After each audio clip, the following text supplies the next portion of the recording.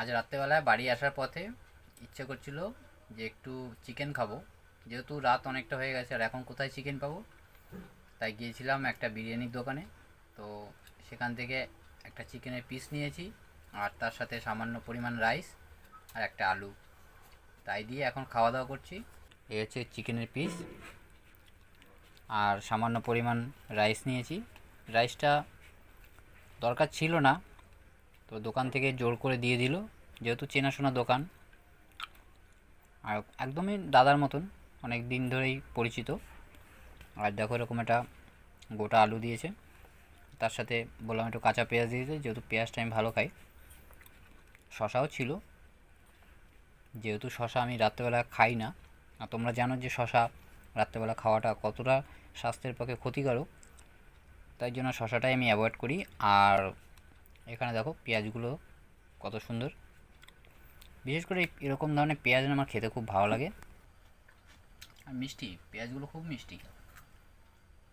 চিকেনটা দেখো কত সুন্দর মশলা চিকেন, আর বিরিয়ানি চিকেন না খুব সুন্দর বানায়, আমার খুব খেতেও ভালো লাগে। আর রাইসটা দেখো, মশলা রাইস, আর এরকম টাইপের রাইস আমার খেতে ভীষণই পছন্দ। আর আমি যখনই আনি এরকম টাইপেরই রাইস আনি। দেখো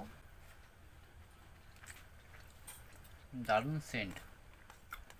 নেক্সট টাইম যদি দেখা দাদার সাথে বলবো যে সেদিন যে বিরিয়ানিটা নিয়ে গেছিলাম খুব সুন্দর হয়েছে। এর আগে একদিন এনেছিলাম, বিরিয়ানিটা বানিয়েছিল কিন্তু অতটা ভালো লাগেনি। আর আজকের রাইসটা দেখো, একদম মশলা রাইস, আর এরকম টাইপের রাইস খুব ভালো লাগে। আর দেখো বাড়িতে আজকে পটল ভাজা করেছিল, আর এদিকে মা ডাল করেছিল। যেহেতু রাত অনেক হয়ে গেছে তাই ডাল খাবো না, একটু সামান্য পটল ভাজা নিয়েছি, এখন এই দিয়েই খাওয়া দাওয়া করবো। আজ বাড়ি আসার সাথে সাথে মা বলছে, জানিস একটা ঘটনা ঘটে গেছে। আমি বললাম কী হয়েছে মা? বলছে তোর জন্য আমি ডিমের অমলেট করেছি, টেবিলে রেখেছি, ভাবছি তুই আসবি রাতে তোকে খেতে দেবো। তো আমি তো খেতে বসেছি, কিন্তু মা যে ঘটনাটা বলল আমি তো শুনে অবাক হয়ে গেলাম। বলছে যে কিভাবে জানি এত সুন্দরভাবে ঢেকে রেখেছি, একটা ইঁদুর আসলো দেখলাম, ডিমের অমলেটটা নিয়ে চলে গেল।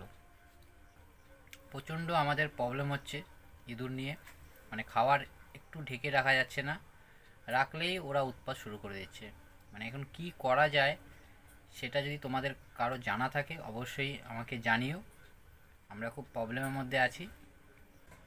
তো খাওয়া দাওয়া শেষের পর্যায়ে, খাওয়া দাওয়া করছি, এদিকে মার খাওয়া দাওয়া হয়ে গেছে, বাবারও খাওয়া দাওয়া হয়ে গেছে।